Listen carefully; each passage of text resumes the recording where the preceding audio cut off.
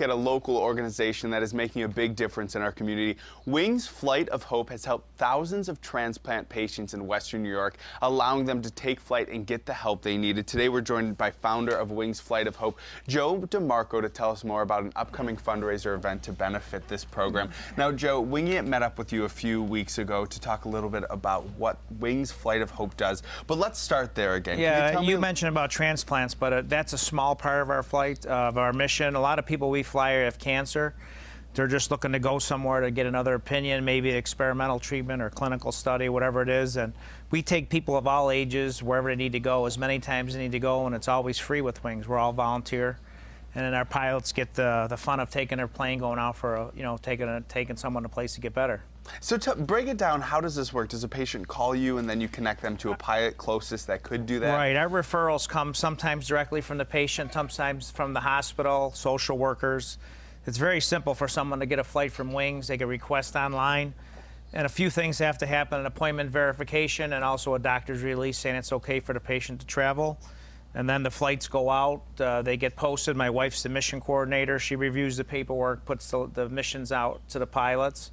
And then from there, the pilot logs onto it and contacts the patient, and then they're on their way. We make it real simple for them. There's no security, no waiting. Typically, we can get someone to the hospital or wherever they need to go, anywhere in the Northeast, typically faster than you could even wait to go through security and get on the plane and wait to board and everything. So it's a convenient thing for the patient. Also, it's germ-free. So a lot of people, public transportation is really not an option for them.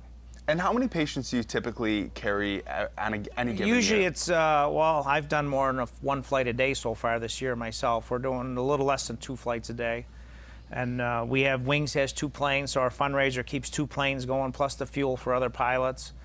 We have a dozen pilots that use their own planes, from all different occupations: car dealerships, architect, surgeon, dentist. They just take a day off of work and go out and make a difference in someone's life. And it's always nice to get a personal connection to a story, right, or put a face to a story. Right. So tell me a little bit about Luke.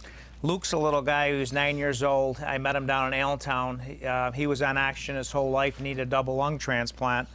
So I went down and took Luke down to Pittsburgh. I was the pilot that was available, and shortly after that, we got a relationship where Luke always told everybody that my pilot's coming to get him.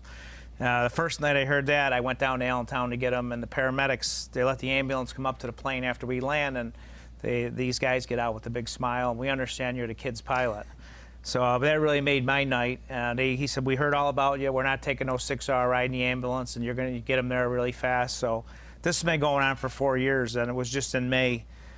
Was a pilot award down in Los Angeles, and Luke was able to make it. And the first time my wife got to meet Luke, she doesn't meet all the patients, especially if they're not from Buffalo. So for her to see Luke, I mean, he's a character, and he's 13 now. And he presented me with the Endeavor Award underneath the space shuttle. It was an amazing event. And he really stole the show. After I did my thank yous, he went on to say that, yeah, I got my new lungs because of my pilot, Joe.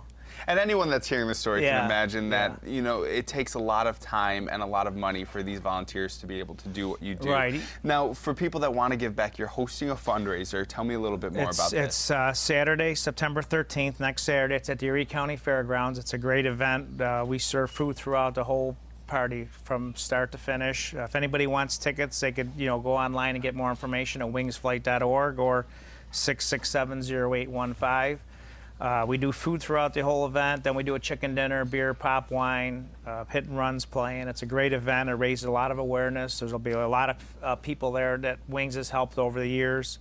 And we let a few people tell their story, so it's very powerful. Our idea is we want more people to learn what we're doing. Really, a lot of people in our community aren't aware of what we do. And like we said in an earlier segment, cancer and illness is something that affects everyone at some point in time. Thank you so much for joining us today, Joe. All right, thank you very much. We're going to change gears just a little bit, and we're going to head back into the kitchen world though. Hey, thanks, Matt.